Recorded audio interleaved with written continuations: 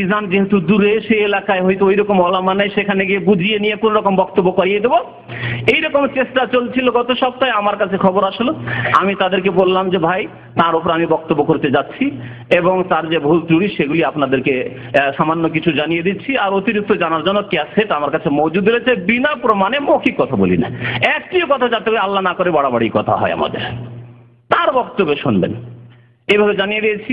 তাহলে যদি কোরআন হাদিসের বক্তা আর তিনি যদি জাতির কাছে, মানে মুসলিম জাতির কাছে পরিচিত, তাই সব আগে ইসলামের ক্ষেত্রে আরব জাতির কাছে পরিচিত হইতে হবে, আরব জাতির কাছে পরিচিত হইতে হবে। আরব জাতি জানছে যে আকীদা ঠিক নয়, সুন্নতের বিরোধী কথাবার্তা বলে, সেই জন্য তার বক্তব্য চলবে না এখানে। তো আর যদি তারও উদ্দেশ্য থাকে যে জাতি মানে বাঙালি জাতি, তাহলে এই ব্যাখ্যা ভুল। ভালো আলেমকে বাঙালি জাতির কাছে পরিচিত হইতে হবে। ইমাম ইবনে হাজমকে বাঙালি জাতি জানে না, হয়তো সৌদি আরবের বড় বড় আলেম ইবনে বাজকে বাঙালি জাতি জানে না, জাতির কাছে পরিচিত হইতে হবে। সালেহুল ফৌজানের নাম এখনকার সবচেয়ে বড় আলেম বলা যেতে পারে সৌদি আরবে, যারা বেঁচে আছেন তাদের মধ্যে, জানেন না, অধিকাংশ লোকই জানেন না। তাহলে জাতি মানে বাঙালি জাতি নয়, আর ভারতীয় জাতি না, আর পাকিস্তানি জাতি না, এইসব জাতীয়তা ইসলামের, এই জাতীয়তাই হচ্ছে ইসলাম বিরোধী জাতীয়তা। এই জাতীয়তাই মুসলিম জাতিকে বিভক্ত করে দিয়েছে, টুকরো টুকরো করে দিয়েছে। জাতীয়তা হচ্ছে আমাদের ইসলাম, এবং আমরা হচ্ছি উম্মতে ইসলাম, মুসলিম জাতি আমরা। জি, আমরা তো কোনো কথা বলবো না, প্রত্যেক কথার দলিল কোরআন এবং হাদিস। ইসলামের নবী বলেছেন উতলুবুল ইলমা ওয়ালাউ কানা বিসসিন। শুনলেন, প্রত্যেক কথার দলিল হচ্ছে কোরআন ও হাদিস। কথা কত সুন্দর, কিন্তু তারপরে প্রথম হাদিস যেটা পেশ করছেন তিনি, সেটা শোনেন, তার অবস্থা শোনেন। নোট করে নিয়ে এসেছি আহাদিস মওজুয়া, যতগুলি হাদিস জাল এবং জালের নিম্নে যদি কোনো মান থাকে, মানে জাল কিতাবেও হাদিস পাওয়া যায় এমনও হাদিস সাইদি সাহেব উল্লেখ করেছেন তার বক্তব্যে। প্রথম হাদিস উল্লেখ করেছেন উনি, এখানে আমি ওইভাবে উল্লেখ করেছি, উতলুবুল ইলমা ওয়ালাউ বিসসিন। তোমরা এলেম শিখতে যাও, বিদ্যা শিখতে যাও, যদিও চীন দেশে হয়। হাদিস সম্পর্কে শুনুন, কাল আলবানী ফি সিলসিলাতিল আহাদিস যায়িফা ওয়াল মাওদুআ। আল্লামা আলবানী রাহমাতুল্লাহ আলাইহি বর্তমান যুগের 20 শতাব্দীর মুহাদ্দিস, তিনি বলছেন সিলসিলা সহিহা আর সিলসিলা যায়িফা মাওদুআ, মাওদু এবং কি বললে যায়িফ হাদিসের যে সিরিজ তার আছে, সেটা বেশ কয়েক খণ্ড আছে, প্রায় 10-12 খণ্ডে আছে। তার প্রথম খণ্ডে 600 পৃষ্ঠায় তিনি বলছেন যে বাতিলুন, হাদিসটি কি বাতিল, জাল হাদিসকে বলা হয় বাতিল, একেবারে বাতিল। যদি দুর্বলতা থাকতো তো যায়িফ বলা হইতো, বাতিল কথা একবারে। রাওয়াহু ইবনে আদি উল্লেখ করেছেন তার আল কামিল ফি যুআফাত। আল কামিল একটি কিতাব রয়েছে, সেই কিতাবটি যায়িফ জাল হাদিসেরই সমষ্টির কিতাব। উম্মতকে সতর্ক করার জন্য শুধু জাল এবং যায়িফ হাদিসগুলি তিনি সংকলন করেছেন। তার দ্বিতীয় খণ্ড 207 পৃষ্ঠায়। তারপরে বলছেন যে কেন জাল হাদিস, বাতিল হাদিস কেন, শোনেন। বলছে যে এই হাদিস বর্ণনা হয়েছে একমাত্র আবু আতিকার সূত্রে, আবু আতিকা নামক এক ব্যক্তির সূত্রে। ওয়াহুয়া, তার অবস্থা শুনেন, এখন তার গীবত শুনেন, শরীয়ত সম্মত গীবত। ওয়াহুয়া মাতরুকুল হাদিস, হাদিসের বিষয়ে সে পরিত্যক্ত, তার কথা নেওয়াই হয়নি, মুহাদ্দিসের কেউ নেয়নি, পরিত্যক্ত। তারপরে বলছেন ফাআফাতুল হাদিস আবু আতিকা হাযা, এই হাদিসের বিপদ হচ্ছে, সর্বনাশ হচ্ছে, মানে এই জাল হাদিসের কারণ, মূল কারণ হচ্ছে আবু আতিকা। এই ওয়া হুয়া মুত্তাফাকুন আলা তাযীফি, এর ব্যাপারে সমস্ত উলামায়ে কেরামের সর্বসম্মতিক্রমে সেই ব্যক্তি একবারে যায়িফ এবং গ্রহণযোগ্য নয়। বাল যাফাহু জিদ্দান আল ওকাইলি, ইমাম ওকাইলি তাকে অত্যন্ত দুর্বল বলেছেন, শুধু দুর্বল নয়, কি বলেছেন, অত্যন্ত দুর্বল। যার ঈমানেও দুর্বলতা থাকে, আখলাকেও দুর্বলতা থাকে, দ্বীনে দুর্বল থাকে, তাকে বলে অত্যন্ত দুর্বল। আর স্মৃতি শক্তিতে যদি দুর্বলতা থাকে, ঈমান আমান ভালো, পরেশগার লোক, কিন্তু স্মৃতি শক্তি দুর্বলতা, তখন হয়তো অত্যন্ত দুর্বল সাধারণত বলা হয় না।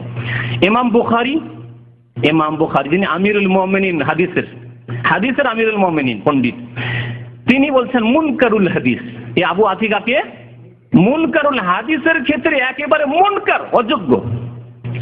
ইমাম বুখারী বলছেন যে ইযা কুলতু মুনকারুল হাদিস, আমি যদি কোনো বর্ণনাকারী সম্পর্কে মুনকারুল হাদিস বলি, ফালা তাহিল্লুর রিওয়ায়াতু আনহু, তার থেকে হাদিস বর্ণনা করা জায়েজ নয়, হারাম। তার মানে তার হাদিস হচ্ছে জাল হাদিস বর্ণনা করা হারাম। জাল হাদিস সম্পর্কে শুনে নেন, জাল হাদিস যদি কেউ বর্ণনা করে তার স্থান কোথায়? আল্লাহু আকবার। আল্লাহ না করে এরকম অবস্থা হয়, না এই বক্তা না আরো অন্য কোনো মুসলিম ভাইরা, আমরা কারো চাই না, সতর্ক সাবধান করতে চাই।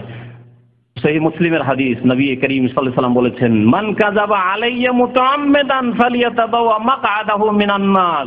যেই ব্যক্তি আমার সম্পর্কে মিথ্যা কথা বলবে জেনে শুনে, আশা করি জেনে শুনে সাইদি সাহেব বলেননি, কিন্তু অজ্ঞতা কেন থাকবে, অথচ দাবি করছেন যে আলেম আর বক্তা আন্তর্জাতিক, না জানাই কেন থাকবে, এগুলি জানতে হবে না। যে একটা হাদিস বর্ণনা করবো, আমরা বক্তব্যের জন্য এখনো পড়াশোনা করে, কালকে আমার সারা সময় নেই, পড়াশোনাই করতে আছে একটা বক্তব্যের জন্য। আপনাদের 1.5 ঘন্টা বক্তব্য কেন, আমি 5 ঘন্টা 10 ঘন্টা বিনা পড়ে বক্তব্য করে চলে যাব, কিন্তু সেই বক্তব্য হবে আমাদের দেশের আপনার কাঁঠালের ভুতির মতো, যেমন এগুলি বক্তব্য। কাঁঠালের ভুতি তো বুঝেন না, কি বলেন আপনারা ওগুলি? হ্যাঁ, আর রুয়া বা কুয়া বলেন, কি বলেন ওগুলোকে? হ্যাঁ, রুয়ার আশেপাশে যেগুলি থাকে ওগুলো গরু ছাগলে খাওয়ার মতো, তো এইরকম বক্তব্য হবে। আর যদি আমি পড়াশোনা করে বক্তব্য রাখি আপনাদের সামনে, তাহলে হবে রুয়ার মতো, হবে খাওয়ার মতো, গ্রহণ করার মতো, কোরআন হাদিস সম্মত হবে। নাহলে এত মেহনতের কোনো প্রয়োজন নাই, সময় কাটিয়ে দিতে পারি, আমার কাজ আমি চালিয়ে যেতে পারি, আমি সব রকম করে চালাতে পারি, কিন্তু এই কাজের জন্য আল্লাহ পাক আমাকে পয়দা করেন, আমি মনে করি না। তো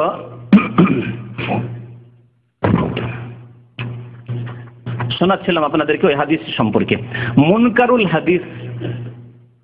তারপরে শোনালাম ওই হাদিসটি, হাদিসের তরজমা হয়েছে, নবী করিম সাল্লাল্লাহু আলাইহি ওয়াসাল্লাম কি বলেছেন, যেই ব্যক্তি মিথ্যা কথা আমার সম্পর্কে বলবে, মুতাআম্মিদান মানে জেনে শুনে, সে যেন ফালিয়াতাবাওয়া মাকআদাহু, তার স্থান মিনান নার, জাহান্নামে তৈরি করে নেই, সে যেন তার স্থান জাহান্নামে তৈরি করে নিল। আল্লাহ না করে কেউ জেনে শুনে নবী সাল্লাল্লাহু আলাইহি ওয়াসাল্লাম সম্পর্কে মিথ্যা কথা বলে। কিন্তু আজকে জানার সুযোগ সুবিধা আছে, বহু কিতাব হয়ে গেছে সহিহ যায়িফ জাল হাদিসের বাংলায় তরজমা, যদি আরবি পড়ার যোগ্যতা নাও থাকে, এই সিলসিলা যায়িফা মওযুআর সিরিজ বাংলায় তরজমা হয়ে গেছে, ঢাকায় পাবেন, আপনি পাবেন না? ঢাকাতে ছেপে গেছে, কয়েক খণ্ড ছেপে গেছে পুরো না ছাপলেও। সুতরাং আল্লাহর ওয়াস্তে একটু পড়ার চেষ্টা করেন, আল্লাহর ওয়াস্তে বক্তা একটু পড়ে শুনে বক্তব্য রাখুক, যাতে করে নিজেরা গুমরা না হয়, আর এই শাস্তি তাদের জন্য না আসে যা বলেছেন নবী করিম সাল্লাল্লাহু আলাইহি ওয়াসাল্লাম। ইমাম আবু হাতিম রাজি বলেছেন, জাহিবুল হাদিস, এর হাদিস একেবারে বেকার। ইমাম নাসাই বলছেন, লাইসা বিসিকা, সে নির্ভরযোগ্য নয়। তারপরে সুলাইমানি বলে এক আলেম লিখেছেন, ফিমান ওরিফা বিওয়াজিল হাদিস, এই ব্যক্তি হাদিস জাল গড়তো বলে প্রসিদ্ধ। লোকজন জানতো যে এই আবু আতিকা জাল হাদিস গড়তো, তার হাদিস বানানো হাদিস হচ্ছে উতলুবুল ইলমা ওয়ালাউ বিসি।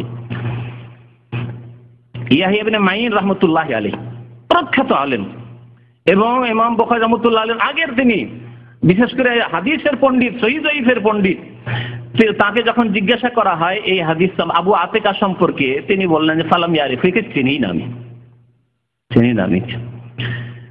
ইমাম আহমদ দের সামনে এই হাদিস উল্লেখ করা হয়, উতলুবুল ইলমা ওয়ালাউ বিসি, যে আবু আতিকা বর্ণনা করছে। ইমাম আহমদ রাহমাতুল্লাহ আলাইহি 4 ইমামের এক ইমাম, তাকে জিজ্ঞাসা যখন করা হলো, তখন তিনি ফাআনকারাহু ইনকারান শাদীদান, চরম প্রতিবাদ করলেন, খবরদার এই জাল হাদিস বয়ান করবে না কখনো, চরম প্রতিবাদ করলেন। আনকারাহু ইনকারান শাদীদান, শুনেন। ইমাম ইবনুল জাওজি, তার একটি কিতাব রয়েছে আল মওযুআত, কিতাবের নামই হচ্ছে জাল হাদিসের সমষ্টি, আল মওযুআত, কয়েক খণ্ডে রয়েছে। তার প্রথম খণ্ড 215 পৃষ্ঠায় এই উতলুবুল ইলমা ওয়ালাউ কানা বিসিনের জাল হাদিসটি উল্লেখ করে বলছেন এটি হচ্ছে জাল হাদিস। সাইদি সাহেব যদি আল মওযুআত ইবনুল জাওজিটাও পড়তেন, অথবা আলবানী সাহেবের একটি কিতাব পড়তেন, অথবা কোন মুহাদ্দিসের সহিহ যায়িফের একটি কিতাব পড়ে যদি এই হাদিস বয়ান করতেন, তো এত বড় পদস্খলন ঘটতো না। ইমাম ইবনে হিব্বান কি বলছেন, বাতিলুন লা আসলা লাহু, এই হাদিস, এই চীন দেশে যাওয়ার হাদিস আর সেখানে ইলম শিখার হাদিস হচ্ছে বাতিলের কোনো ভিত্তি নেই। ইমাম সাখাবী আল মাকাসিদুল হাসানা, তার কিতাব রয়েছে, তার 63 নম্বর পৃষ্ঠায় বলছেন যে হাদিস বাতিল। তারপরে এইভাবে বেশ কিছু উলামায়ে কেরামরা আরো তারা উল্লেখ করেছেন যে হাদিসটি জাল। ইমাম বাইহাকি, খতিব বাগদাদি, ইবনে আব্দুল বার, এরা সবাই উল্লেখ করেছেন। তো এই ছিল এই হাদিস সম্পর্কে, জাল হাদিস সম্পর্কে। চীন দেশে গিয়ে ইলম শিখতে হবে, যা সাইদি সাহেব আপনাদেরকে চীন দেশে যেতে বলেছেন, হ্যাঁ, আরব দেশে আসার দরকার নেই। অথচ নবী করিম সাল্লাল্লাহু আলাইহি ওয়াসাল্লাম বলেছেন এমন একটা যুগ আসবে যে সারা বিশ্ব থেকে মানুষ মেহনত করে, কঠোর পরিশ্রম করে মদিনার দিকে ছুটে আসবে। কিসের জন্য? ইলম হাসিল করার জন্য। কারণ তারা ফালায়াজিদুনা আলাম মিন উলামা আহলিল মদিনা, মদিনার আলেম চাইতে বড় আলেম আর কোথাও পাবে না। সুতরাং সারা বিশ্ব থেকে মদিনায় ছুটে আসবে। আজকে আলহামদুলিল্লাহ মদিনা ইউনিভার্সিটি আজকে 50 বছর থেকে কায়েম হয়ে এর বাস্তব প্রমাণ করে দিয়েছে। সারা বিশ্বের যত বড় বড় আলেমরা পাবেন যারা গবেষক সহিহ জয়ীফ জাল বুঝেন, সঠিক দিন এবং কোনগুলি জাল কথা বুঝেন, তারা মদিনা ইউনিভার্সিটির বরকতি হাসিল করেছেন এলমের।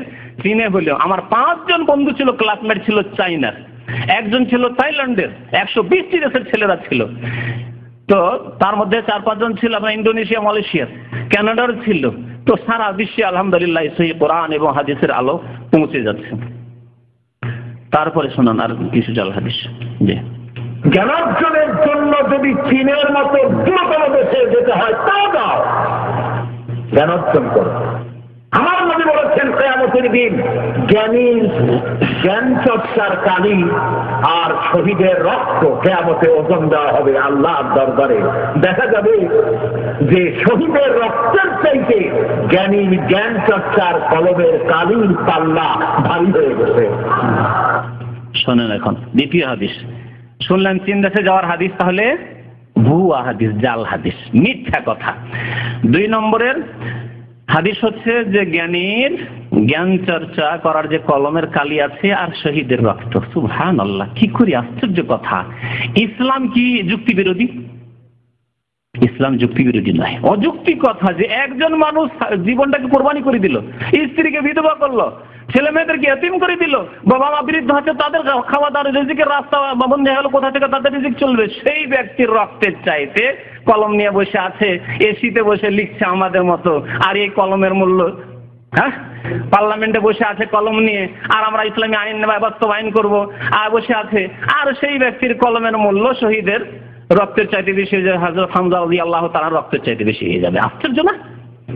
বিবেক যদি থাকতো এরকম জাল কথা কোনোদিন বয়ান করতো না। তারপর বিবেকের উপরে শোনেন, এলেম শোনেন যে এই হাদিস সম্পর্কে, এই হাদিস খুঁজতে খুঁজতে আমার কাছে একটা সিডি আছে, তাতে বিশাল মসজিদে নববীতে একটা লাইব্রেরি আছে।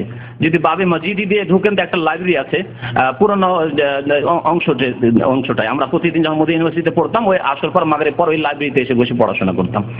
তো বহু পাণ্ডুলিপি আছে, শুধু কিতাবই নেই, পাণ্ডুলিপি, হাতের লেখা কিতাব প্রাচীন যুগের আছে, দ্বীনি কিতাব, হাদিসের কিতাব।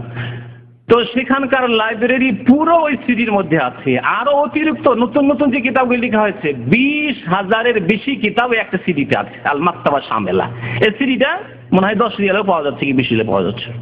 আমাদেরকে গিফট করা হয়েছে আমাদের এখান থেকে, কর্তৃপক্ষের পক্ষ থেকে। তো এই সিডি দিয়ে খুঁজতে খুঁজতে এই জাল হাদিস সাইদি সাহেব বললেন, যার হাদিস তো কুতুবুস সিত্তা, বুখারী, মুসলিম, আবু দাউদ, নাসাই, তিরমিজি, ইবনে মাজাহ, এগুলোতে তো নাই, এগুলোতে ভারী হয়ে যান। তারপরে কোনো হাদিসে কেউ খুঁজে পাওয়া যায় না, প্রায় 2 থেকে 2.5 ঘন্টা শুধু এই হাদিস খুঁজতে লেগেছে, আমাকে সার্চিং করতে লেগেছে। তারপরে আলহামদুলিল্লাহ খুঁজে পেয়েছি। দেখেন তার অবস্থা, বলছে ইউজানু ইয়াউমাল কিয়ামাতে মেদাদুল উলামা, কিয়ামতের দিনে আলেমদের কলমের কালিকে আল্লাহ ওজন করে এক পাল্লাতে দিবেন, ওয়া দামুশ শুহাদা, শহীদের রক্তকে এক পাল্লাতে দিবেন। কত মিথ্যা কথা! তারপরে বলছেন ফায়ারজাহু মেদাদুল উলামা আলা দামিশ শুহাদা, শহীদদের খুনের চাইতে বেশি ভারী হয়ে যাবে আলেমদের কলমের কালি। হায় রে হায়!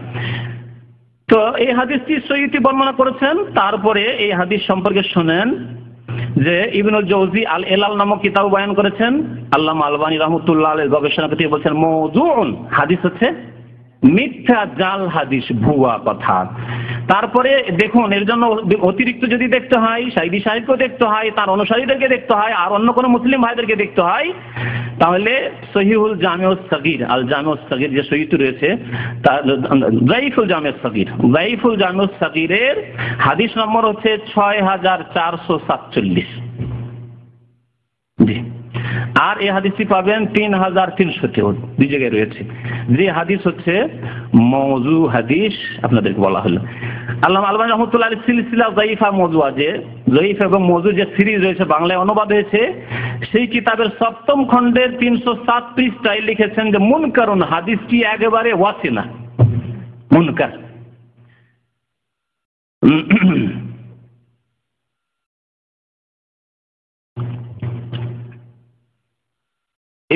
ইবনে ইউনুস নামক এক মুহাদ্দিস বলছেন যে এই হাদিস বর্ণনাকারী আব্দুল্লাহ বিন মাসলামা বলছেন যে এ মুনকার হাদিস, মওযু, জাল হাদিস বয়ান করত, এবং ওই ব্যক্তি হচ্ছে মুনকারুল হাদিস, যার থেকে বর্ণনা করা জায়েজ নয়, মুনকারুল হাদিস। তো এই ছিল এই হাদিসের অবস্থা, যা শুনলেন, এবং সাইদি সাহেবের এলমের বক্তব্যের অবস্থা। জি, তারপরে শোনান। নবীজি আরো বলেছেন, 1 ঘন্টা যদি কেউ জ্ঞান চর্চা করে 60 বছরের নফল ইবাদতের সব আল্লাহ তাআলা আমলনামায় লিখে দিবেন। সাইদি সাহেব সম্মিলিত বিদাতি দুরুদ করাচ্ছেন, কিন্তু লক্ষ্য করলেন কিনা, আরো আসবে হয়তো, যে বারবার বলছেন নবীজি বলেছেন, নবীজি বলেছেন, রাসূলুল্লাহ বলেছেন, নবীজি বলেছেন, আর বখিলি করেছেন সাল্লাল্লাহু আলাইহি ওয়াসাল্লাম বলছেন না। আমাদের বক্তব্যে ইনশাআল্লাহ তাআলা হয়তো পাবেন না, ইল্লা মাশাআল্লাহ, ইল্লা মাশাআল্লাহ, আল্লাহর উপর ছেড়ে দিতে হবে। রাসূলুল্লাহ সাল্লাল্লাহু আলাইহি ওয়াসাল্লাম হক হচ্ছে যখনই তার নাম আসবে সাল্লাল্লাহু আলাইহি সাল্লাম। বুখারী শরীফে ৭২৭৫ হাদিস আছে, ৭২৭৫ এর বেশি। যতবার নবীর নাম এসেছে ততবার সাল্লাল্লাহু আলাইহি ওয়াসাল্লাম রয়েছে, যে কোনো কিতাবে রয়েছে। এটি হচ্ছে আহলে সুন্নাত ওয়াল জামাতের তরিকা। আর নবী সাল্লাল্লাহু আলাইহি ওয়াসাল্লাম বলেছেন, আল বাখিল আল্লাযী যুকিরতু ইনদাহু ফালাম ইউসাল্লি আলাইয়া, ওই ব্যক্তি সবচেয়ে বড় কৃপণ যেই ব্যক্তির সামনে আমার উল্লেখ করা হবে, মুহাম্মদ নবী রাসূল এই কথা বলা হবে আর বলবে না সাল্লাল্লাহু আলাইহি ওয়াসাল্লাম। চিন্তা করুন তো। তারপরে হাদিস বয়ান করলেন তিনি ৩ নম্বরে জাল হাদিস। শোনেন, হাদিসটি তিনি বাংলায় বর্ণনা করেছেন। দেখেন, বক্তা সাহেবের আরবি জাল হাদিস, আরবিটাও মুখস্থ নেই, বাংলাতেই চলছে, কিন্তু আমি ওটা আরবি করে দিচ্ছি। আরবিতে হাদিসটি কি আছে? ফিকরাতু সাআতিন খায়রুম মিন ইবাদাতি ৬০ সানা। ১ ঘন্টার জ্ঞান গবেষণা মানে বিদ্যা চর্চা করা, পড়াশোনা করা, ১ ঘন্টার বিদ্যা চর্চা করা, জ্ঞান গবেষণা করা ৬০ বছরের ইবাদত চাইতে শ্রেষ্ঠ। যুক্তিসঙ্গত? অযৌক্তিক। ৬০ বছর একজন লোক, সাধারণ পরেশগার মানুষ, ইবাদত বন্দেগী, সবসময় ইবাদত বন্দেগী করছে, কোন রকম একটু খাই দেয় আর তারপরে ইবাদত বন্দেগী করে। আর একজন মানুষ ১ ঘন্টা পড়াশোনা করলো, সে ব্যক্তি শ্রেষ্ঠ হয়ে গেল। এত অযৌক্তিক দিন। নিঃসন্দেহে এলেম চর্চা করা নফল ইবাদত চাইতে উত্তম, কিন্তু সেজন্য ৬০ বছরের ইবাদত একদিকে আর একদিকে ১ ঘন্টা রাখবেন। এইরকম যদি রাখেন যে ১ ঘন্টা একজন পড়াশোনা করছে, কোরআন হাদিস তাফসীর আর ফিকহ এসব পড়াশোনা করছে, আল্লাহ এবং রাসূলের দ্বীন জানছে, নিয়ে আসা দ্বীন, আর একজন ইবাদত বন্দেগী তাহাজ্জুদ পড়ছে, যতক্ষণ এই লোকটা তাহাজ্জুদ পড়তে থাকলো, তাহলে কে বেশি নেকি পাবে? যে পড়াশোনা করে, এলেম চর্চা করে, সে বেশি নেকি পাবে। একজন বক্তব্য করছে, মানুষকে দিন শেখাচ্ছে, আর আরেকজন ওই সময় নফল নামাজ পড়ছে, কে বেশি নেকি পাবে? যে দিন শিখছে বা শেখাচ্ছে। মসজিদে অনেক সময় বক্তব্য শুরু হচ্ছে আপনার ভাষায়, আর কিছু লোক সুন্নত পড়া শুরু করছে, ও সুন্নত পড়লে আরেকজন বক্তব্য শুনলো, কে বেশি নেকি পাবে? যে শুনলো, দিনের কথা শুনলো। কারণ এলম হাসিল করলে সে এলমটা শিখে গিয়ে নিজের স্ত্রীকে শেখাতে পারবে, আরে এই মাসালা শিখে আসলাম, ছেলে মেয়েকে শেখাতে পারবে, দেশের লোক এলাকাকে শেখাতে পারবে। কিন্তু এই লোক নামাজি লোক, জাহেল মূর্খকে মূর্খই থেকে যাবে ওই অবস্থায়, যদি ওই এলম না থাকে। অনেকগুলি নতুন কথা হচ্ছে, ও শুনছে না, নামাজ উঠে আসে বা চলে গেল, উঠে আমি নফল পড়বো বাসায় গিয়ে। তাহলে যদি বলতো যে একদিকে রাখেন এলম চর্চা আর একদিকে রাখেন নফল ইবাদত, তাহলে নফল ইবাদত নামাজ রোজা করার চাইতে, নফল নামাজ রোজার চাইতে কি এলেম শিখা বেশি নাকি রাখে। কিন্তু একদিকে ৬০ বছর নফল ইবাদত, একদিকে ১ ঘন্টা শুধু জ্ঞান গবেষণা উত্তম হয়ে যাবে। এটি হচ্ছে ডাহা মিথ্যা কথা, যুক্তির দিক দিয়ে আর এলেমের দিক দিয়েও। দেখেন এই তদন্ত করে আল্লামা আলবানী রহমতুল্লাহ আলাইহি সিলসিলা দাইফা মাওযুআহ যে সিরিজ, প্রথম খণ্ড ৩২২ পৃষ্ঠায় বলছেন মওযু, হাদিসটি হচ্ছে জাল মওযু। হাদিস কোথায় রয়েছে? এমন কিতাবে রয়েছে যে জীবনেও নাম শুনেননি। আখরাজাহু আবু শেখ নামক এক ব্যক্তি, আল আজমা কিতাব তার রয়েছে, তাতে রয়েছে। বুখারী, মুসলিম, আবু দাউদ, নাসাঈ, তিরমিজি, ইবনে মাজাহ, বাইহাকী, দারাকুতনি, ইবনে হিব্বান, মুস্তাদরাক হাকিম, আত-তাহাউয়ি, মানিল আসার, মুশকিলুল আসার, কোন কিতাবে নেই, কোন কিতাবে নেই হাদিসের। এই কিতাবে আছে। তারপরে শোনেন, ইবনুল জাওজি আল মওযুআতে উল্লেখ করেছেন। এই জন্য আগে বলেছি যে কমের পক্ষে আল মওযুআত কিতাবটি ইবনুল জাওজি প্রসিদ্ধ আমাদের দেশে আলেম যারা ভালো, মোটামুটি ভালো আলেম, তারা এই কিতাবের নাম জানে। যদি তার কাছে এই কিতাবটিও থাকতো আর তিনি বলছেন আমি পড়াশোনা করেই বলি, একটু পড়াশোনা করতেন, তাহলে জানতেন যে এটি মওযু।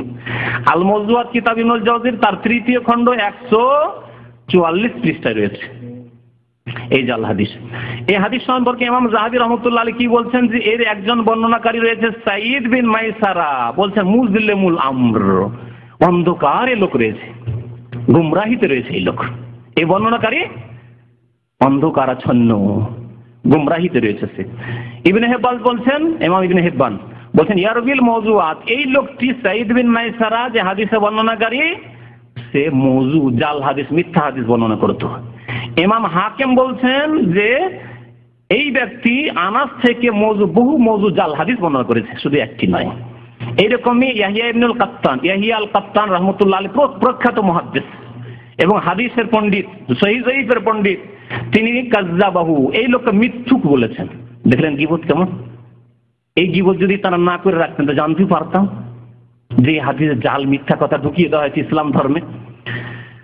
তারপরে বলছেন আল্লামা আলবানী, ইমাম যাহাবী রাহমাতুল্লাহ বলছেন যে এই ধরনের লোক যারা এইরকম জাল হাদিস গড়ে, লা ইউস্তাশাদু বিহি, সেটা কখনো পেশ করা জায়েজ নয় কোনো আলোচনায় বক্তব্যে, ওয়ালা কারামা, এরকম লোকের কোনো মান সম্মানও নাই, মান সম্মান নেই, কোনো মান ইজ্জত নাই এই লোকের, যারা জাল হাদিস বলে জাতিকে গুমরা করে। ওয়ালিযালিকা ফাকাদ আসা বিযিকরিহি, এই জন্য এই হাদিস যেই উল্লেখ করেছে সে নিজেরই ক্ষতি করেছে। জাল হাদিস উল্লেখ করে বড় বক্তা হওয়া যায় না, বড় আলেম হওয়া যায় না, বড় নিজেই কে ক্ষতিগ্রস্ত করে, দুনিয়াও ক্ষতিগ্রস্ত হবে। আলেমরা যখন জেনে নেমে যায় জাল হাদিস বয়ান করে এত বড় বক্তা, মানহানি হবে, আর আখেরাতে তো মানহানি হবে আল্লাহ পাক রব্বুল আলামিনের কাছে। জি চলেন তারপরে। কাজী জ্ঞানের দিকে ইসলাম উৎসাহিত করেছে। মসজিদে হারামে 1 রাকাত নামাজ পড়লে 1 লক্ষ রাকাতের সওয়াব পাওয়া যায়, এটা হাদিস। মসজিদে হারামের মধ্যে, মসজিদে হারাম কোথায়? মক্কা শরীফে। 1 রাকাত নামাজ পড়লে 1 লক্ষ রাকাতের সওয়াব। একবার আল্লাহ বললে 1 লক্ষ বার আল্লাহ বলার সওয়াব। 1 খতম কোরআন শরীফ পড়লে 1 লক্ষ বার খতম করার সওয়াব। শুনলেন? মসজিদে হারামে নামাজ পড়লে 1 লক্ষের সওয়াব, এটি হচ্ছে সহিহ হাদিস। সালাতুন, নবী সাল্লাল্লাহু কি বলেছেন? সালাতুন ফিল মসজিদিল হারাম তাদিলু বিমিআতি আলফি সালাতিন, মসজিদে হারামে 1 নামাজ পড়া 1 লক্ষ নামাজের সমান, তাদিলু বরাবর, তাদিলু। কি বলেছেন নবী সাল্লাল্লাহু আলাইহি ওয়াসাল্লাম? ইবাদাতুন বলেছেন না সালাতুন? সালাতুন নামাজ বলেছেন। বলেছেন যে আল্লাহ যদি কেউ বলে মসজিদে হারামে বসে তাহলে 1 লক্ষ হবে, জিকির 1 লক্ষ গুণ হবে, কথা বলেছেন না? বলেননি। তাহলে এটি বাড়াবাড়ি নয়, জালিয়াত কথা না? তারপরে বলছেন যদি কোরআনকে খতম করে মসজিদে হারামে বসে বসে একবার, তাহলে 1 লক্ষ খতম দাম্মামে বসে, বাংলাদেশে বসে, বাইতুল মোকাররমে বসে 1 লক্ষ খতমের সমান হবে, এই কথা বলেছেন নবী সাল্লাল্লাহু আলাইহি ওয়াসাল্লাম? না এটি বাড়ানো সাইদি সাহেবের? নবী সাল্লাল্লাহু আলাইহি ওয়াসাল্লাম সালাতুন বলেছেন, সিয়ামুন বলেন যে মক্কায় গিয়ে কেউ যদি রোজা রাখে তো 1 লক্ষ রোজার সওয়াব পাবে। মক্কায় গিয়ে যদি কেউ যাকাত দেয়, দান করে, তাহলে 1 লক্ষ গুণ সওয়াব পাবে। মক্কায় গিয়ে যদি কেউ কোরআন পড়ে তাহলে 1 লক্ষ গুণ পাবে। এগুলি কথা নবী করিম সাল্লাল্লাহু আলাইহি ওয়াসাল্লাম বলেননি, জালিয়াতি কথা। নবী সাল্লাল্লাহু আলাইহি ওয়াসাল্লামের কথা হচ্ছে সালাতুন ফিল মসজিদিল হারাম, সালাত নামাজ পড়া। জি চলেন তারপরে। সাহাবায়ে কেরাম জানতেন না? অবশ্যই জানতেন। এই ইবাদতের জন্য তাদের লোভ ছিল না? অবশ্যই ছিল। তারপরেও ইকামতে দ্বীনের দায়িত্ব নিয়ে তাদের কারো কবর হয়েছে চায়নায়, কারো কবর হয়েছে বসনিয়ায়, চেচনিয়ায়, রাশিয়ায়। একামতের দিন, একামতের দিন, এই একামতের দিনের যে অপব্যাখ্যা জামাত ইসলামী ভাইরা করে যাচ্ছে, মওদুদী সাহেব থেকে শুরু করে যা 1400 বছরে কেউ এই অপব্যাখ্যা করেনি, তো এর জন্য আরেকটা একামতের দিনের উপরে আলোচনার প্রয়োজন রয়েছে। একামতের দিন মানে পার্লামেন্টে পৌঁছা গদি দখল করা নয়। একামতের দিন আপনি শিরকে মুছে ফেলেন, কবর মাজারকে মুছে ফেলেন, আর আল্লাহর তৌহিদ একত্ব প্রতিষ্ঠা করেন, মানুষকে নামাজি বানান, নামাজ পড়লেন, একামতের দিন করলেন না? আকিমুস সালাহ, এটা হচ্ছে একামতের দিন, নামাজ কায়েম করলেন। ভাই আমার জীবন আমি নামাজ পড়তে পারবো, আমি রোজা রাখতে পারবো, আমার স্ত্রীকে আমি পর্দা করতে পারবো, আমার ছেলে মেয়েদেরকে আমি হাফেজ বানাতে পারবো, আলেম বানাতে পারবো। আমি ভারতের দায়িত্ব নিয়েছি নাকি? আমি গোটা বাংলাদেশের দায়িত্ব নিয়েছি নাকি? আমি কি পারবো নাকি তাদেরকে? তাহলে আমি কি আমার একামতের দিন করলাম না? এগুলি একামতের দিন। কিন্তু কি অপব্যাখ্যা যে আকিমুদ্দিন, আর আকিমুদ্দিন মানে একামতের দিন মানে গতি দখল করো, আওয়ামী লীগকে তাড়াও, বিএনপিকে তাড়াও, আর তাড়িয়ে দিয়ে আমরা দখল করে নিলে একামতের দিন হয়ে যাবে। একেবারে অপব্যাখ্যা। যে অপব্যাখ্যা 50 বছর আগে, 1400 বছর, 1350 বছর ধরে ইসলামে ছিল না। 50 বছর বয়স হচ্ছে মওদুদী সাহেবের গবেষণার, বিএ পাশ করে আলিগড় ইউনিভার্সিটি থেকে, আর এই 50 বছর থেকে লোকেরা একামতের দিনের এই অপব্যাখ্যা জেনেছে, তার আগে জানতো না। রাসূলুল্লাহ শিশুদের ভালোবাসতেন, একটা ছেলেকে বেশি ভালোবাসতেন। 2-3 দিন সেই ছেলেটাকে না দেখে রাসূলুল্লাহ প্রশ্ন করলেন ওই বাচ্চাদেরকে, ওই ছেলেটা কই? তারা বলল বোধহয় অসুখ হয়েছে। রাসূলুল্লাহ জানলেন ওই ছেলেটা একটা ইহুদির ছেলে। বারবার দেখেন রাসূলুল্লাহ সাল্লাল্লাহু আলাইহি ওয়াসাল্লাম নাই, যে দেখলেন ছেলেটা জ্বরে বেহুশ, রাসূলুল্লাহ কাছে বসে রহমতে সাল্লাল্লাহু আলাইহি ওয়াসাল্লাম তিনি বাচ্চার মাথার উপরে বুলাচ্ছিলেন, ফু দিচ্ছিলেন। বাচ্চার চোখ খুলে গেল, বাচ্চা তাকিয়ে দেখছেন রাসূলুল্লাহ চোখ দিয়ে পানি পড়তেছে সাল্লাল্লাহু আলাইহি ওয়াসাল্লাম।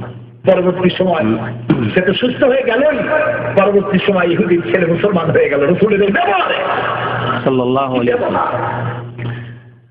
দেখলেন কতবার রাসূলুল্লাহ নাম আসছে একটা বিষয়, এটা যে এই নয় যে বিভিন্ন জায়গা থেকে কেটে নিয়ে আসা হয়েছে, না এরকম কাজ করা নেই। একই বক্তব্যে 10 বার করে কমপক্ষে আসছে রাসূলুল্লাহ সাল্লাল্লাহু আলাইহি ওয়াসাল্লামের নাম, আর সাল্লাল্লাহু আলাইহি ওয়াসাল্লাম বলছেন না বখিলি করছেন। তাহলে উম্মত কি শিখবে, জাতি কি শিখবে? যারা রাজনৈতিক নেতা হযরত মুহাম্মদ করে, সাল্লাল্লাহু আলাইহি ওয়াসাল্লাম বলে না, এত বড় বিয়াদবি করে। আর আমরা যদি ইসলামিক স্টেজে এসে ইসলামী বক্তব্য তাফসীর কোরআন মাহফিলে এই করি, তাহলে আওয়ামী লীগ বিএনপিকে কি শিখাবো তাদেরকে আমরা?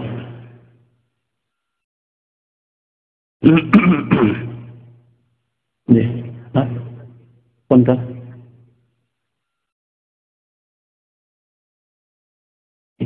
ইহুদির ছেলে ইসলাম গ্রহণ করার পর মুসলমান হয়ে গেছিল, যাই হোক এটা ছোটই ব্যাপার আছে, চলেন আগে বড়।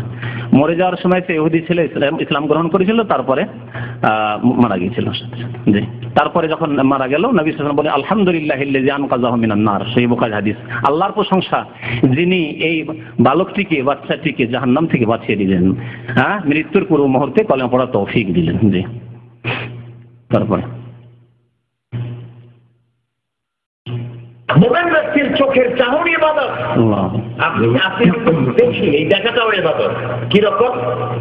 আল্লাহ যা দেখতে নিষেধ করেছেন তা যদি না দেখি, নবীজি বলেছেন কোন সন্তান যদি তার মা বাপের দিকে রহমতের নজরে, ভালোবাসার নজরে যদি তাকায়, আল্লাহ রাব্বুল আলামিন তার আমলনামায় একটি নফল হজের সওয়াব লিখে দেন। সাহাবীরা জিজ্ঞেস করলেন, ইয়া রাসূলুল্লাহ, যদি কোন সন্তান তার মা বাবার দিকে দৈনিক 100 বার তাকায় তো কি হবে? আল্লাহর নবী বলেন, আল্লাহর নিয়ামতের ভান্ডারে কোনো অভাব নাই। কোন বান্দা যদি তার মা বাবার দিকে দৈনিক 100 বার তাকায়, আল্লাহ রাব্বুল আলামিন তার আমলনামায় 100টা কবুল নফল হজের সওয়াব দিয়ে দিবেন। শুনলেন হাদিস? তারপরে তার রসুল্লাহ শুনলেন, হাদিস শুনলেন। হাদিস আরেকটি কথা লক্ষণীয় যে সাইদি সাহেবের কোরআনটা মাশাআল্লাহ মুখস্থ আছে, কোরআন আয়াতগুলো পড়েন তিনি, আর শুরু করেই পড়েন, মজাও লাগে শুনতে, তাই না? যাইয়ুনুল কোরআন বিআসওয়াতিকুম, আর সুন্দর করে পড়ো, এর উপরে তিনি আমল করেন। কিন্তু জীবনেও হাদিস পড়তে শুনলাম না, বড় আফসোস লাগে। যদি আলেম হবেন কিছু হাদিস তো মুখস্থ থাকবে। আমাদের মদিনা ইউনিভার্সিটিতে শুধু 1600 হাদিস মুখস্থ করানো হয়েছে, আর তার আগে যে দাওরা হাদিস দুবার করে পড়ে এসেছি ভারত থেকে, তো সেখানে কিছু মুখস্থ করেছি। তো একজন আলেমের কিছু হাদিস তো মুখস্থ থাকবে। হাদিস পড়ছেন, হাদিসের বাংলা তর্জমা, হাদিসের একটি অক্ষর নেই। শোনেন, এই হাদিস শোনাচ্ছি এবং সেই হাদিসের অবস্থা আপনাদেরকে শোনাচ্ছি। হাদিসটি রয়েছে মিশকাতে, আমাদের দেশে খুব সহজে বইটি পেয়ে যাবেন, মিশকাতের কিতাব, বাংলা অনুবাদে মিশকাতে হাদিসটি রয়েছে। যে হাদিসটি হচ্ছে মামিন ওয়ালাদিন বাররিন, নবী করিম সাল্লাল্লাহু আলাইহি সাল্লাম সম্পর্কে বলা হচ্ছে যে তিনি বলেছেন, তিনি বলেননি, জাল হাদিস যেহেতু সেজন বলছেন নাকি তিনি বলেছেন, বলছি আমি, তিনি বলেছেন নাকি যে কোনো সৎ সন্তান ইয়ানজুরু ইলা ওয়ালিদাইহি নাজরাতা রাহমাতিন, যদি তার মাতা পিতার দিকে দয়ার দৃষ্টিতে দেখে, রহমতের দৃষ্টিতে মায়ের দিকে বাবার দিকে দেখে, ইল্লা কাতাবাল্লাহু লাহু বিকুল্লি নাজরাতিন হাজ্জাতিন মাবরুরা, ইল্লা কাতাবাল্লাহু লাহু বিকুল্লি নাজরাতিন হাজ্জাতান মাবরুরা, প্রত্যেক যে দয়ার নজরের বিনিময়ে আল্লাহ এক একটি মকবুল হজ লিখে দিবেন, মকবুল হজ লিখে দিবেন। কালু, তখন সাহাবারা জিজ্ঞাসা করলেন, ওয়াইন নাজারা কুল্লি ইয়াউমিন মিয়াতা মাররা, যদি প্রত্যেক দিন 100 বার করে দয়ার নজরে বাবা মাকে দেখে, তখন বললেন নাকি নবী সাল্লাল্লাহু আলাইহি ওয়াসাল্লাম, নাম, হ্যাঁ, আল্লাহু আকবার, আল্লাহ এর চাইতে মহান, আল্লাহ 100 হজের নেকি দেবেন। এই হলো হাদিস। হাদিস সম্পর্কে শুনবেন, হাদিস শুনে তো ভালোই লাগলো, কিন্তু জাল দিয়ে ধর্ম প্রচার করার কোনো যুক্তি নেই। কোরআন হাদিস যথেষ্ট। আল্লাহ বলেছেন, ওয়ালা তাকুল্লাহুমা উফফিন, মা বাবাকে ও শব্দ বলিও না, বিরক্ত লাগছে, কি বলেন আপনি, এই কথা বলিও না, হারাম। ওয়াকুল্লাহুমা কাওলান কারীমা, একেবারে ভদ্র কথা বলো, সম্মানজনক কথাবার্তা বলো। আল্লাহ বলছেন ওয়াবিল ওয়ালিদাইনি ইহসানা, সার্বিক কল্যাণ কামনা করো মাতা পিতার, ইহসান করো, সদাচরণ করো, যথেষ্ট কোরআনে কারীম, যথেষ্ট রাসূলুল্লাহ সাল্লাল্লাহু আলাইহি ওয়াসাল্লাম বহু সহিহ হাদিস রয়েছে। কিন্তু এই হাদিস সম্পর্কে শুনবেন, মিশকাতের যে তাহকিক গবেষণা রয়েছে আল্লামা আলবানী রাহমাতুল্লাহ আলাইহি, তার ঠিকাতে আছে হাদিস হচ্ছে মওদু, হাদিস হচ্ছে জাল হাদিস। একবার শুধু মার দিকে একটু দয়ার নজর দেখলে, বাবার দিকে একটু দয়ার নজর দেখলে 1 হজের নেকি, এটি হচ্ছে জাল কথা, এটি রাসূলুল্লাহ সাল্লাল্লাহু আলাইহি ওয়াসাল্লামের সহিহ হাদিস নয়। জি, চোখের চাহনি ইবাদতের মধ্যে শামিল। মিশকাতের হাদিস নম্বরটা বলে দিই, 4944, 4944 নম্বর হাদিস, আর হাদিসটা হচ্ছে মওযু, যেটা আগেটা বললাম। ওই রাস্তা হলো 1000 মাসের চাইতে শ্রেয়। আনফু আরবিতে আলফুন মানে 1000। আমরা বুঝতে ভুল করি, আমরা বলি 1000 মাসের চাইতে শ্রেয়। কথাটি এমন নয়। 1000 যদি হয় তাহলে বলতে হবে আলফুন ওয়াহিদ। যদি 2000 বোঝাতে হয় বলতে হবে আলফাইন। 3000 বলতে হলে তালাতা আলা, আরবা আলা, খামসাতা আলা। কিন্তু সংখ্যার বিপুলতা, সংখ্যার আধিক্য যদি বোঝাতে হয়, যেমন ইংলিশে বলা হয় অনেক হাজার, সেটাকে 1000 বলবে না, বলবে 1000 and 1000। সংখ্যার আধিক্য, সংখ্যার বিপুলতাকে বোঝাবার জন্য এখানে আল্লাহ তাআলা বলছেন আলফ। তার মানে হচ্ছে হাজার হাজার বছর ধরে, হাজার হাজার মাস ধরে মানবতার যে কল্যাণ হয় নাই, রমজান মাসে একটা রাত আছে, ওই রাত্রে মানবতার সেই কল্যাণ নেই। শুনলেন? এখন সাইদি সাহেবের আরবি শিখার অবস্থা দেখলেন। আচ্ছা, আপনাদেরকে যদি বলি যে আপনার কাছে 1000 টাকা আছে, আরবিতে কি বলবেন বলুন তো ভাই? হ্যাঁ, এমনি আলফ রিয়াল বলবেন না? আলফ রিয়াল মানে কি? 1000 টাকা না হাজার হাজার টাকা? হ্যাঁ, তাহলে যদি বলেন যে হাজার হাজার টাকা আছে, তার আরবি আমি শিখিয়ে দিচ্ছি আপনাদেরকে। সাইদি সাহেব কিভাবে আলফের অর্থ জানছেন না? আপনারা জানছেন মাশাআল্লাহ, 2, 3 পাস অনেকে আছেন, তাও জানছেন, এখানে 2-1 বছর কাজ করেও। আলাফ, আলাফ মানে হাজার ও হাজার। আলফকে যখন জমা করে দিবেন, বহু বচন প্লুরাল করে দেবেন, তখন তার মানে হবে হাজার ও হাজার আরবিতে। আর আলফ মানে হচ্ছে 1000। আলফ ওয়াহিদ লাগাবার দরকার নেই। তাকিদের জন্য যদি কেউ বলে ওয়াহিদ আলফ বা আলফ ওয়াহিদ, আলফ ওয়াহিদ তো আরবিতে হয়ই না এরকম। ওয়াহিদুল আলফ এরকম অনেকে করে, আর মাতৃভাষায় কিন্তু আসলে না, প্রয়োজনই নেই। যেমন মেয়া, মেয়া মানে কি? 100। আপনি বলেন মেয়া মানে শত শত, ওয়াহিদ মেয়া, এটা দিয়ে এদের মাতৃভাষা ভাঙা ভাষায় আপনাদেরকে বোঝায়, কিন্তু মেয়াতুন ওয়াহিদাও হয় না, আর ওয়াহিদ মেয়াও হয় না। মেয়া মানে 100, আর মেয়াতাইন মানে 200, আর মেয়াত মানে শত শত। ওই রকমই আলফ মানে হচ্ছে 1000, আর আলফাইন মানে 2000, আর আলাফ মানে শত শত। জি, সাইদি সাহেব আলফের অর্থ জানেন না, আপনাদেরকে ভুল বুঝাচ্ছেন, আর কোরআনের তাফসীর ভুল করছেন। লাইলাতুল কদরে খায়রুম মিন আলফি শাহর, কদরের রাত উত্তম 1000 মাস অপেক্ষা। আল্লাহ কি বলছেন? 1000 মাস অপেক্ষা। কোথায় আছে হাজার হাজার মাস অপেক্ষা? অপেক্ষা 1000 মাস অপেক্ষা লাইলাতুল কদর উত্তম কথা বলা হয়েছে। 1000 মাসের চাইতে বেশি বলা হয়েছে, যথেষ্ট। যে 1000 মাস শুধু নয়, তার সমান করি না, 1000 মাসের চাইতেও বেশি বরকতময় হচ্ছে এই রাত। কিন্তু এই ব্যাখ্যা করা যে আলফ মানে হচ্ছে হাজার হাজার, এই ব্যাখ্যা কোনো ডিকশনারিতে নেই। সাইদি সাহেবের এই ওয়াজ মাহফিলের বক্তব্য ছাড়া কোন ডিকশনারিতে খুঁজে পাবেন না যে আলফ মানে হচ্ছে হাজার হাজার। আর তারপরে আপনার 3কে কি বলেন? হ্যাঁ, সাদি আছে না তাদি আছে? সাদি আছে। সাইদি সাহেব সেটাও জানা, বলছে তালাতা আলাপ, বললেন না? তালাতো আলাপ বলছেন। তালাতো আলাপ তো জাহেল মূর্খরা বলে। একজন আলেম কি করে তালাতা বলবে? সালাতা বলে, সা বলে, সার যে উচ্চারণ আছে মাখরাজ, সেইভাবে বলবে। কেমন করে তালাতা আলাপ বুঝাবেন আপনি? লেবারদের মতো কথা, ক্লিনারদের মতো কথাবার্তা। তো কথা হচ্ছে যে এই হচ্ছে আরবির দৌড়। আর যদি এত বড় বড় কথা বলে তাহলে ভুল হবে। যতটা মানুষের শিক্ষাগত যোগ্যতা আছে ততটাই কথা বলা উচিত, তার বেশি কথা বলে স্বাভাবিক ভুল হবে। আর মওদুদী সাহেবের এটাই হয়েছে, বিএ পাস মানুষ, তিনি পাশ্চাত্য সভ্যতা সম্পর্কে ভালো জানতেন। তিনি ওগুলি যদি লিখতেন আর তাদের বিরুদ্ধে লিখতেন, তাহলে ইসলামের বড়ই সেবা করতেন, আর করেছেনও বেশ কিছু। কিন্তু যখনই ফতোয়া দেওয়া শুরু করলেন, যখন তফসির করা শুরু করলেন, যখন হাদিস সম্পর্কে মন্তব্য করা শুরু করেন, সহিহ বুখারী হাদিসকে অস্বীকার করে দিলেন, দাজ্জাল হাদিসকে অস্বীকার করে দিলেন, মাহদীর হাদিসকে অস্বীকার করে দিলেন।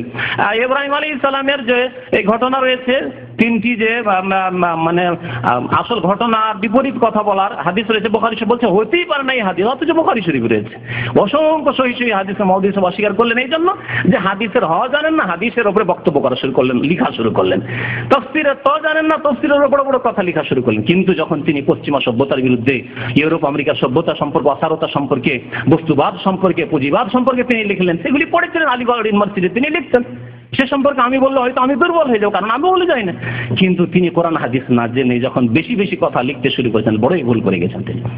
তো এই হচ্ছে অবস্থা আমাদের সাইদি সাহেবের। ওয়াইয়াকুম মিনকুম আলফুন, তোমাদের যদি 1000 হয়, আল্লাহ কি বলছেন? না হাজার হাজার। ইয়াগলিবু আলফাইনে বিইজনিল্লাহ, আল্লাহর হুকুমে, আল্লাহর কুদরতে তোমরা কি হবে? 2000 কাফের উপর জয়ী হবে। এখানে 1000 না বলে যদি বলেন তোমরা যদি হাজার হাজার হও, সাইদি সাহেবের তরজমা যদি করি, আয়াতের তরজমা কি হবে? তোমরা যদি হাজার হাজার হও তাহলে 2000 কাফেরকে পারবে। তাহলে তো আমরাই দুর্বল, তাহলে বুঝতে পারলেন সাইদি সাহেবের তাফসীর? বড় মজার কথা। আমরা হাজার হাজার হব, তাহলে 2000 কাফেরকে পারবো। খুব সহজ ভাষায় বোঝাচ্ছি, এটা আয়াতের তাফসীর না। আমরা 1000 হলে 2000 কাফের, একজন মুসলিম 2 কাফেরকে থামতে পারবে। জি, আল্লাহ পাক কোরআনে বলেছেন এই কথা। জি, যদি মহারানার টাকা আদায় করা না হয়, ভালো করে কথাটা জেনে নেন, মহারানার টাকা যদি স্বামী সামর্থ্য থাকতে স্ত্রীকে আদায় না করে, অথবা স্ত্রী তার স্বামীকে বেকারটি ক্ষমা করে না দেয়, কিয়ামতের দিন এই স্বামীকে আল্লাহর দরবারে জেনাকারের কাতারে দাঁড়াতে হবে। সাইদি সাহেব এখন মুফতি, ফিকর মাসলা, ফতোয়া। এতক্ষণ হাদিসের কথা হলো, হাদিসের পণ্ডিত নন, সেই জন্য দেখলেন হাদিসে কি অবস্থা, এতিম। আর ফিকর দেখেন, ফিকরও পণ্ডিত নন, ফিকর মাসলা বয়ান করতে গিয়ে একেবারে জেনা করিয়ে দিল অধিকাংশ মানুষ। আজকে বাংলাদেশে অধিকাংশ লোকেরাই কিন্তু ধারে বিয়ে করে, 3 লাখ 4 লাখ টাকা কাবিন বাঁধে, মোহর বাঁধে, আর মোহর দেয় না, ধারে বিয়ে করে, আর ওরে অনেকেই দিতে পারে না, তাহলে সব লোকে জেনা করিয়ে ছেড়ে দিলেন, জেনার পাপে ডুবিয়ে দিয়ে, তাই না? শোনেন এখন ফিকর মাসলা শোনেন, হানাফি, শাফি, মালিকি, হাম্বলি সমস্ত মাযহাবের ইত্তেফাক রয়েছে, বিবাহের জন্য শর্ত হচ্ছে যুবক যুবতী থাকা, বা ছেলে মেয়ে দুটো থাকতে হবে, বিয়ের এটা শর্ত। যদি ছেলে আছে আর মেয়ে নেই, আর বিয়ে পড়ানো হবে? বিয়ে হবে না। মেয়ে আছে ছেলে নাই, তো বিয়ে হবে? কবুল করিয়ে দিলাম, এই মেয়ে তোমাকে গাছের সাথে কবুল করিয়ে দিলাম, বিয়ে হবে? তাহলে ছেলে লাগবে, মেয়ে লাগবে, দুটো শর্ত। আর কি লাগবে? আকদ লাগবে, মানে ইজাব এবং কবুল লাগবে। মেয়ের অভিভাবকের পক্ষ থেকে লাগবে প্রস্তাব যে আমার মেয়ের আমি বিয়ে দিতে প্রস্তুত, বা বিয়ে পড়িয়ে দেন, বা আমি দিয়ে দিলাম অমুক ছেলের সাথে বিয়ে। আর ছেলে কি করবে? কবুল করবে। বিয়ে কি হলো? হয়ে গেল, এর নাম বিয়ে। বাকি খুতবা সুন্নত, আর মোহর হচ্ছে ওয়াজিব। মোহর হচ্ছে ওয়াজিব, কিন্তু মোহরের ওপর বিয়ে নির্ভরশীল নয়। ছেলে আছে, মেয়ে আছে, আর ইজাব কবুল করিয়ে দিলেন, ফুকাহায়ে কেরামদের সর্বসম্মতিক্রমে বিয়ে হয়ে গেল, কোরআন হাদিসের আলোকে বিয়ে হয়ে গেল। শুনতে পেলেন? এই জন্য ফিকর মাসলা। আর সাইদি সাহেবের কথা শুনলেন যে মোহরানা ধার্য করেছেন অথবা করেননি, আর মোহর দিলেন না, আর ওই অবস্থায় মরে গেলে কাল কিয়ামতে জেনাকারীর কাতারে দাঁড়াবেন, তার ভাষায়, তাই না? এখন শুনেন ফিকর কথা। ফিকর শাফি মাযহাবের সবচেয়ে বড় কিতাব আল মাজমু। আল মাজমু, এরকম হানাফিদের হিদায়াত কিতাব, এরকম হাম্বলীদের আল মুগনি। এসব কিতাব আমি কাল রাত ঘেটে তারপর আপনাদের জন্য মাসলা কম্পিউটার থেকে কপি করে নিয়ে এসেছি। বলছেন ফাইন আকাদান নিকাহা বেগাইরে সাদাকিন, কেউ যদি বিয়ে করে নেয় বিনা মোহরে, মোহর ধার্যই করেনি, মেয়ে রাজি হয়ে গেছে, মেয়ের বাবা রাজি হয়েছে, মোহর নির্ধারণই করেনি কত টাকা দেবে না দেবে, প্রশ্নে উঠায়নি মোহরের, বিয়ে করে নিয়েছে, তাহলে ইন আকাদান নিকাহ, বিয়ে হয়েই যাবে। কি হবে? বিয়ে হয়ে যাবে। দেখলেন?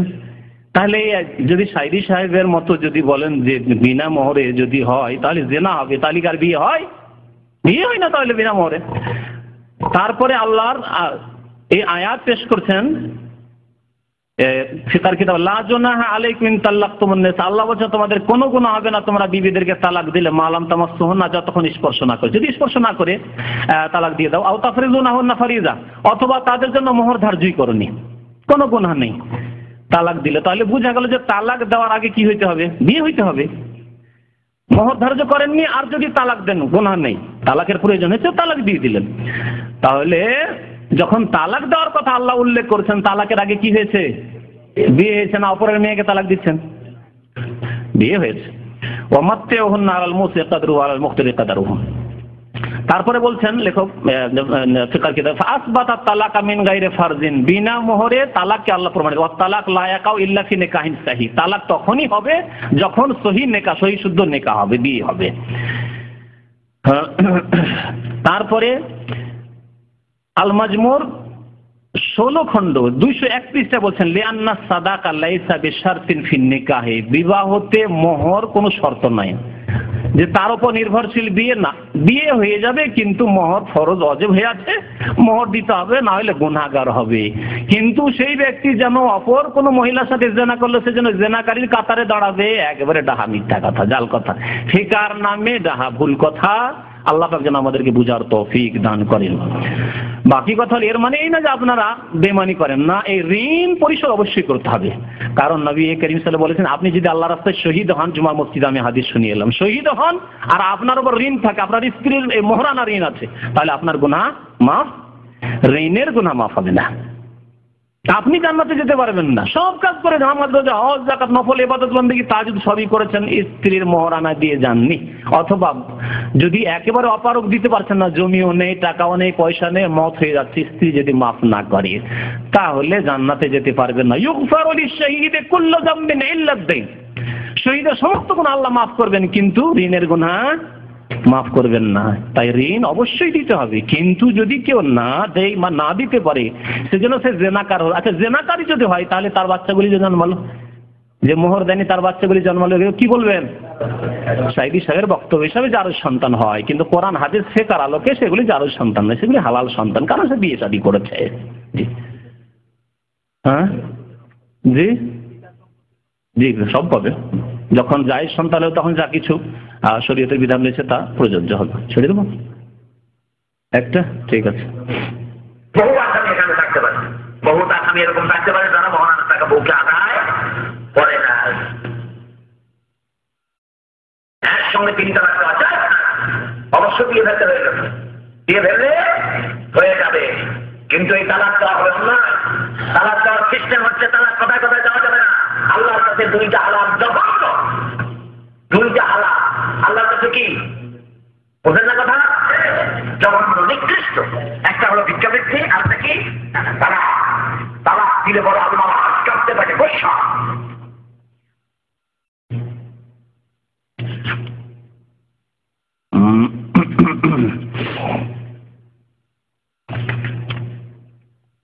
সময় শেষ হতে যাচ্ছে, সুতরাং সংক্ষেপে এই বিষয়টি আলোচনা করি। তিনি বললেন কি শুনলেন তো, আশা করি। দেখি আপনারা কতটা মনে রেখেছেন তার কথা।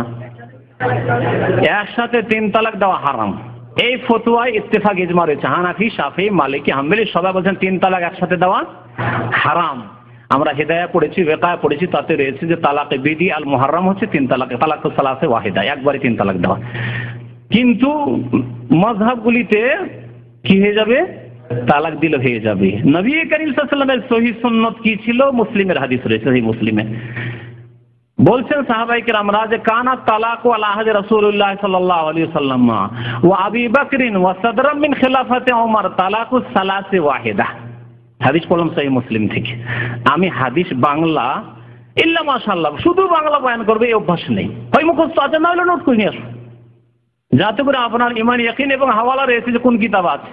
যেগুলি কথা শুনছেন, এই যে জাল হাদিসগুলো শুনলেন, কোন কিতাব আছে, কোন হাদিস পেলেন? বক্তব্য শুনে যে কোন কিতাব থেকে তিনি বয়ান করেছেন, কোনো কিতাবের খোঁজ খবর নাই। এগুলি হচ্ছে যারা জাল কথাবার্তা বলে তাদের লক্ষণ। আর কোরআন এবং হাদিসের কথা যারা বলে কোন কিতাবে আছে এবং হাদিসের আরবিতে যথাসাধ্য চেষ্টা করা সেই হাদিসটি পড়ে দেওয়ার। বললাম সেই হাদিসটি নবী করিম সাল্লাল্লাহু আলাইহি ওয়াসাল্লামের সাহাবারা কি বলছেন যে আল্লাহ রাসূল সাল্লাল্লাহু আলাইহি ওয়াসাল্লামের জামানায় আবু বকর রাদিয়াল্লাহু তাআলা আনহুর 2 বছর 3 মাস 10 দিনের জামানায়, খেলাফতের জামানায়, এবং ওমর রাদিয়াল্লাহু তাআলা আনহুর খেলাফতের শুরু জামানায় তালাকুস সালাসে ওয়াহিদা, 3 তালাক দিলে কি হইতো, ওয়াহিদা 1 তালাকই গণ্য করা হইতো।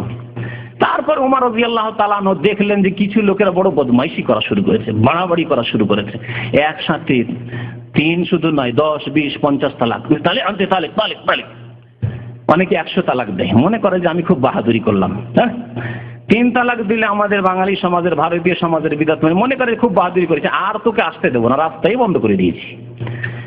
এই বাহাদুরি যখন কিছু লোকের দেখলেন ওমর রাদিয়াল্লাহু তাআলা আনহু, তখন তিনি পলিটিক্যাল আদেশ দান করলেন। রাজনৈতিক তার আদেশ ছিল তাজিরি, তাকে বলা হয় শাসনমূলক আদেশ, যে কেউ যদি তালাক দেয় এরকম 3টা, তাহলে সেটাকে 3টাই সাব্যস্ত করে ফয়সালা দেওয়া হবে, তার বিবিকে আর ফিরিয়ে নিয়ে আসতে পারবে না। এই সহজ রাস্তা, হালাল আর হারাম রাস্তা নেই। ওমর রাদিয়াল্লাহু তাআলা জামানায় ছিল রাস্তা বন্ধ, চিন্তা করে তালাক দিবে, এরপরে তালাক নিয়ে খেলতামাশা করবে না। তাই ওমর রাদিয়াল্লাহু তাআলা বললেন যে ইন্নান নাসা কাদ ইস্তাজালু ফি আমরিন, এই তালাকের ব্যাপারে লোকেরা খুব তাড়াহুড়া আর জলদিবাজি করা শুরু করেছে, একসাথে 3 তালাক, 10 তালাক, 20 তালাক ইচ্ছা মতো খেলতামাশা বানিয়ে নিয়েছে। ফালাউ আমদাইনাহু আলাইহিম, তাহলে এরপরে আমি যদি দেখি কেউ 3 তালাক দিচ্ছে তাহলে সেটা আমি নাফেজ করে তাদের বাস্তবায়ন করে দেব। ফামদাহু আলাইহিম, সরকারি আদেশ করলেন যে কেউ যদি এরকম 3 তালাক বা তার বেশি দেয় তো 3টেই করে দাও, আর তার বিবিকে একবারে পৃথক করে দাও। এটি ছিল তার রাজনৈতিক শাসনমূলক আদেশ। আর সুন্নতি আদর্শ নবী সাল্লাল্লাহু আলাইহি ওয়াসাল্লামের জামানার কি ছিল, 3 তালাক 100 তালাক দিলে একটা হবে, একসাথে দিলে, হ্যাঁ 3 মাসে 3টে দিলে খালাস।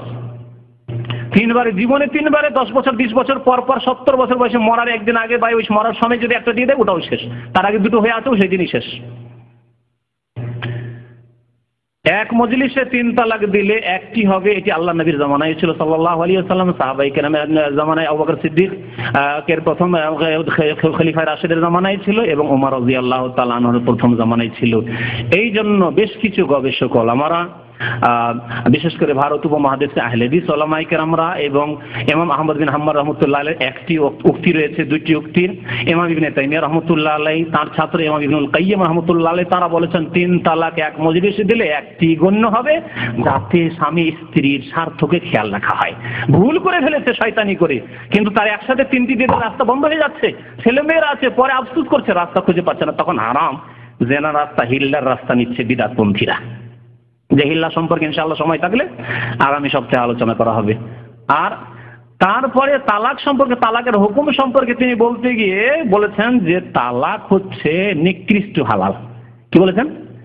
আর ভিক্ষাবৃত্তি নিকৃষ্ট হালাল, এটি আলোচনার প্রয়োজন রয়েছে।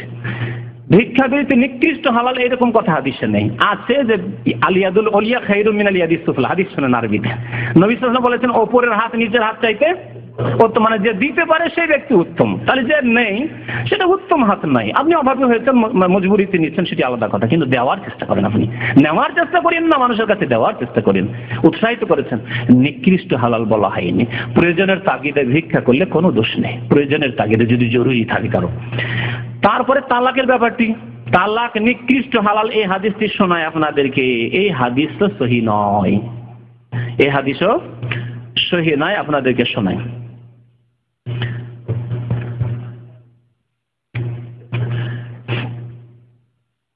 আবগাজুল হালাল ইলাল্লাহি তালাক। আবগাজুল হালাল মানে হালালের মধ্যে নিকৃষ্ট হালাল হচ্ছে তালাক আল্লাহর নিকটে। এটি একটা হাদিস বর্ণনা করা হয়েছে, হাদিসটি হচ্ছে জয়ীফ। হাদিসটি আবু দাউদে রয়েছে এবং হাদিসে ইজতিরাব রয়েছে, তার সনদে ইজতিরাব রয়েছে, মানে বর্ণনাকারীর তারতম্য। কেউ একটা বর্ণনা উল্লেখ করেছেন, কেউ বলছেন আরেকজন বয়ান করেছেন। যদি একটা ঘটনা বর্ণনা করা হয়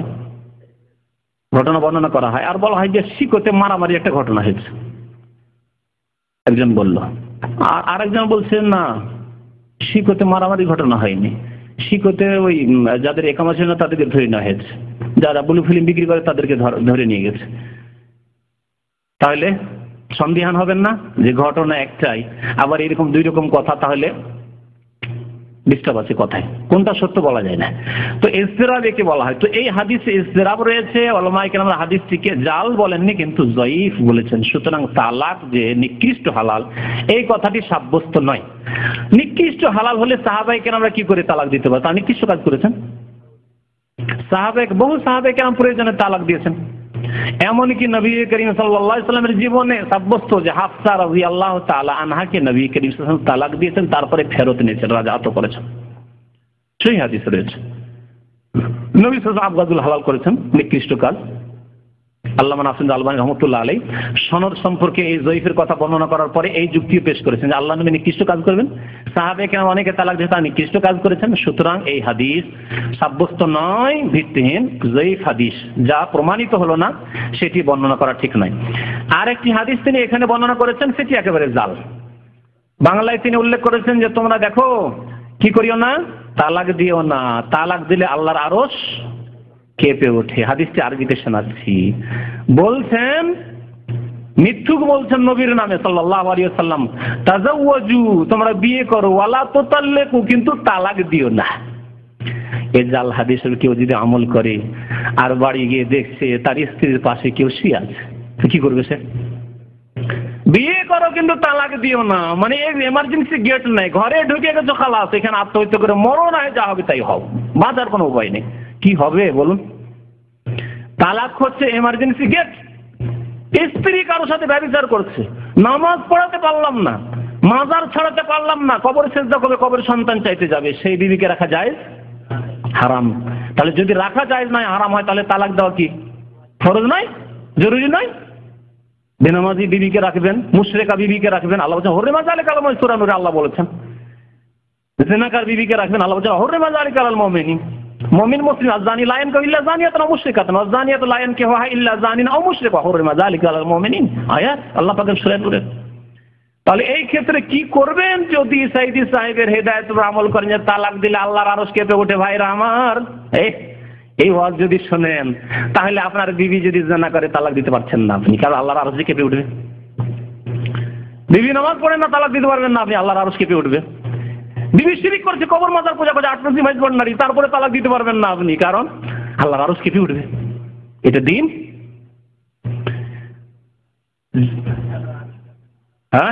হ্যাঁ, আর মজার কথা, শিরিক করছে কবর না, আল্লাহর আরশ কাঁপে না, নামাজ ছাড়ছে আল্লাহর আরশ কাঁপে না। হ্যাঁ, কোনদিন সাইদি সাহেবের জবান থেকে তো শোনা গেল না যে এতগুলি কবর মাজার বাংলাদেশে রয়েছে, আল্লাহর আরশ কেঁপে উঠছে, আল্লাহর গজব আসছে, প্রতি বছর কত রকমের গজব আসছে। নামাজ পড়ছেন অধিকাংশ লোক, আল্লাহর গজব আসছে, আল্লাহর আরশ কেঁপে উঠছে, কথা শোনা গেল না। জেনা হচ্ছে, বেশ্যাখানা রয়েছে, আল্লাহর আরশ কেঁপে উঠছে, এটা শোনা যেতে পারে, কারণ এটা পলিটিক্যাল ক্ষেত্রে ব্যবহার করছে তারা, যে আমরা বেশ্যাখানা দূর করতে চাই, কিন্তু কখনো শোনা যায়নি যে মাজারগুলিকে ভেঙে চুরমার করতে চাই। কখনো শুনেছেন? কখনো শুনতে পাবেন না তাদের কাছে, তারা এইরকম একামতের দিন করতে চায়। শিরিক থাক, বাস বেশ্যাখানা উঠে যাক, মদের দোকান উঠে যাক, এগুলো চান তারা, কিন্তু শিরিক উঠে যাক, মাজার উঠে যাক, সৌদি আরবের মতো একমাত্র আল্লাহ পাকের ইবাদত বন্দি হোক, এটা চায় না তারা। তো এই জাল হাদিসে মিথ্যুক কি বলছে? আল্লাহর নবী কখনো বলেনি তাজাওয়াজে বিয়ে শাদী করো, তালাক দিও না, ফাইন্না তালাকা ইয়াহতাজু লাহুল আরশু, কারণ তালাক দিলে আরশ কেঁপে ওঠে। হাদিস কোথায় রয়েছে? বুখারী, মুসলিম, আবু দাউদ, তিরমিজি, নাসাঈ, ইবনে মাজাহ, যতগুলি হাদিসের নাম কোথাও খুঁজে পাবেন না। হাদিস শোনেন কোথায় আছে? বলছে আখরাজাউল খতিব, খতিব বাগদাদি তারিখে বাগদাদে উল্লেখ করেছেন। হ্যাঁ, 12তম খণ্ড, দ্বাদশ খণ্ড, 191 পৃষ্ঠা। ইবনুল জাওজির মওজুয়া, 2য় খণ্ড, 277 পৃষ্ঠা। আমর ইবনে জুমাই তার জীবনী বর্ণনা করতে গিয়ে বর্ণনা করা হয়েছে হাদিসটি, এবং সে বর্ণনা করেছে জুয়াইবের থেকে, আর দুইজনে মিথ্যুক। একজন শুধু মিথ্যুক বর্ণনাকারী না, এই হাদিসের বর্ণনাকারী ওস্তাদ শাগরিদ দুইজনে মিথ্যুক, আমর ইবনে জুমাই এবং জুয়াইবের। আল্লামা আলবানী রহমতুল্লাহ আলাইহি সিলসিলা যায়িফা মওজুয়ার 1ম খণ্ড 278 পৃষ্ঠায় বলছেন মওজুউন, তালাক দিলে আল্লাহর আরশ কেঁপে ওঠে, এই কথাটি হচ্ছে মওজু। তবে শুনে রাখুন, যখন তখন তালাক নাই। আপনার বিবি মায়ের বাড়ি চলে গেছে, বাবার বাড়ি চলে গেছে আপনার মার কাছ থেকে, সেই জন্য কেন গেলে তুমি? তালাক তালাক তালাক। এগুলো হচ্ছে মূর্খ বোকাদের কাজ। আর তারপরে চলে আসে মাসলা জিজ্ঞাসা করতে, হুজুর আমি তালাক দিয়ে দিয়েছি। তালাক এই ক্ষেত্রে না, তালাক আমি আগেই বলেছি অগতির গতি, আমি আমার ভাষায় এরকম ভাবে বলি, আমি বলি এটা হচ্ছে এমার্জেন্সি গেট, যখন দেখছি আর এর সাথে টিকা যাবে না। অথবা আপনি জানছেন যে ষড়যন্ত্র করছে আপনার স্ত্রী আপনাকে মারার জন্য, কারোর সাথে প্রেম আছে, আর একে মেরে না দিলে আমি যেতে পারবো না, সুতরাং আপনাকে গলা টিপার ব্যবস্থা করছে, জানতে পেরেছেন, কি করবেন? রাখবেন ওই স্ত্রীকে নাকি? আল্লাহর আরশ কেঁপে উঠবে, সাইদি সাহেবের বক্তব্যে আল্লাহর আরশ কেঁপে উঠবে, আর আপনাকে খুন করার জন্য ষড়যন্ত্র চলছে, স্ত্রী ষড়যন্ত্র চালাচ্ছে, আরেকজনের সাথে পালিয়ে গিয়ে জেনা করাবে তার জন্য ষড়যন্ত্র চালাচ্ছে, তাতে আল্লাহর আরশ কাঁপে না। এমার্জেন্সি গেট, তালাক হচ্ছে এমার্জেন্সি গেট, যেখানে সেখানে নয়। আপনার স্ত্রীকে গিয়ে খাদেম বানিয়ে দিয়েছেন, বাড়ির দাসী বানিয়ে দিয়েছেন, আপনার 5 ভাই আর একটা বউ, আপনার স্ত্রী মাত্র, আর সবাইকে কাজ করে খাওয়াইতে হবে, আর যদি একটু কোনো ত্রুটি হয় তাহলে তালাক তালাক তালাক। এগুলি হচ্ছে মূর্খ জাহেল যারা দিন সম্পর্কে জ্ঞান রাখে না, তাদের কাজ। তো এই হাদিস হচ্ছে মওজু, এবং এই হাদিস বললাম যে কয়েকটি কিতাবের কথা। আর তারপরে শুনেন, এই আমর কানা ইয়ারবিল মানাকির আনিল মাশাহির আল মওজুআত আনিল আসবাত, মওজু এবং জাল হাদিস বর্ণনা করতে এই ব্যক্তি। তারপরে বলছেন ওয়া হুয়া কাযযাব, এই আমর ইবনে জুমাইকে কাযযাব, মিথ্যুক। দেখলেন মুহাদ্দিসিনে কেরামরা কেমন করে গীবত করেছেন, ফরজ গীবত, কাযযাব বলেছেন, মিথ্যুক। সে উপস্থিত নেই সামনে, চোখের আড়ালে, তার সামনে গিয়ে নয় যে ওকে গিয়ে পৌঁছাইতে হবে, কারণ অনেক বিদাতিরা বলে যে আপনি শেখ এত বড় যেগুলো যে কথা বলছেন এগুলো তার সামনে গিয়ে বললে হয় না। যখন দেখা যাবে যে জনসাধারণ ক্ষতি হচ্ছে, জনসাধারণকে জানিয়ে দিলে হয়ে গেল, যাকে জানাতে বললাম তারা জানিয়ে দিয়ে প্রত্যেকে নিজের নিজের এলাকায় গিয়ে জানাবে। আর যেই ব্যক্তি ভুল করেছে তার কাছেই গিয়ে জানাইতে হবে। মুহাদ্দিসিনে কেরামরা এরকম বাড়ি বাড়ি বিদাতিদেরকে আর জাল হাদিস যারা করতো তাদেরকে খুঁজে বেড়ানো, যে তার বাড়ি গিয়ে বলবো তাকে।